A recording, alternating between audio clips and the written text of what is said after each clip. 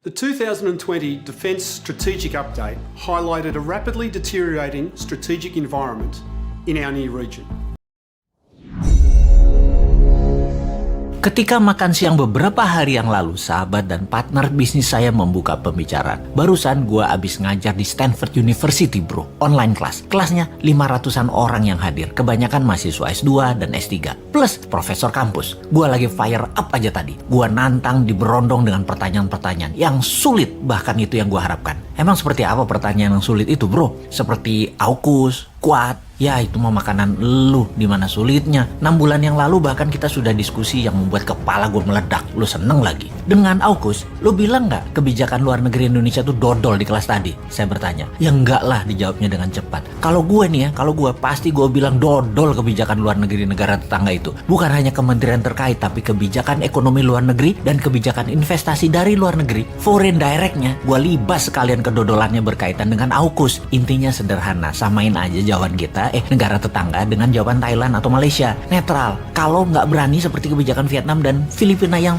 terus terang mendukung AUKUS, negara tetangga tahu nggak bilangnya apa? Tidak mendukung AUKUS. Benar-benar provinsi jadinya di mata dunia negara tetangga itu. Lalu apa efeknya? Efeknya yang gue takutkan adalah kelangkaan energi terjadi di negara tetangga tersebut. Demikian saya melanjutkan dialognya yang kali ini dia yang diam. Biasa dia menyimak kesoktahuannya si bosman. Perang saat ini bergeser ke arah perang energi setelah perang cuaca dimainkan. Perang cuaca dimainkan globalis dan salah satu yang mau ambil bagian adalah para fossil oil mogul atau para oligarki minyak dunia yang merasa tertantang dengan perangnya globalis. Kegenitan sok-sokan mau memakai baterai dan anti fossil oil membuat gerah penguasa energi yang faktanya di seluruh dunia sejauh ini 80% masih menggunakan gas, minyak bumi, dan batu bara. Lalu Tiongkok sok-sokan mau memimpin dunia sisi lawannya, yaitu akan menggunakan baterai, akan jadi raja baterai. Padahal 70% energi Tiongkok import yang masih pakai gas, minyak bumi, dan batu bara. Digeret lah harga batu bara ke $230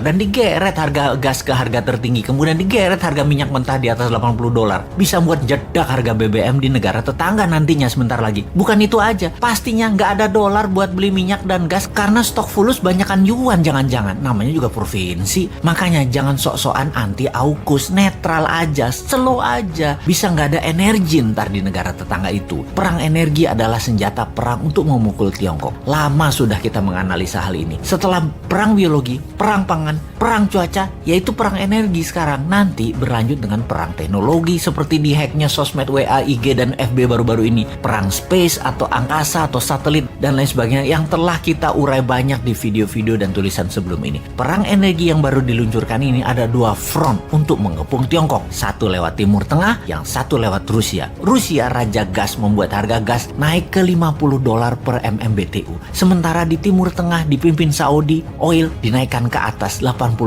per barelnya. Mungkin ke 100. Strategi awalnya dengan mengepung dalam tanda kutip menyerang Eropa, tapi minus Inggris. Inggris kan AUKUS. Yang efeknya beberapa negara Eropa mulai membunyikan alarm peringatan akibat hal ini. Perancis dan Spanyol menyebutkan kenaikan harga gas ini akan berdampak naiknya tarif dasar listrik yang berujung inflasi. Hal ini diperparah dengan Eropa yang sebentar lagi memasuki musim dingin, di mana kebutuhan akan gas meningkat pesat. Dalam krisis ini siapa yang memainkan? Ya bener, konconya Trump, si Putin Rusia itu bersama oligark petroleum Amerika yang di belakangnya Partai Republik yang pastinya gengnya Trump yang memainkan. Fakta lain lagi, Rusia merupakan supplier gas alam terbesar Eropa. Persentasinya lebih dari 43%. Di mana bulan lalu 40 anggota Parlemen Eropa telah menulis surat dan menuduh perusahaan Rusia Gazprom memanipulasi harga gas. Dalam surat tuduhan itu, para anggota parlemen itu menyebutkan bahwa berkurangnya aliran gas merupakan upaya Moskow untuk menekan Eropa agar mau mengaktifkan pipa gas Nord Stream 2. Pipa gas Nord Stream 2 yang menjalar dari Eropa ke Jerman melalui Laut Baltik itu merupakan proyek yang telah diselesaikan. Namun, Jerman menolak aktivasinya. Kremlin pun menekan dengan strategi dikuranginya pasokan aliran gas ke Eropa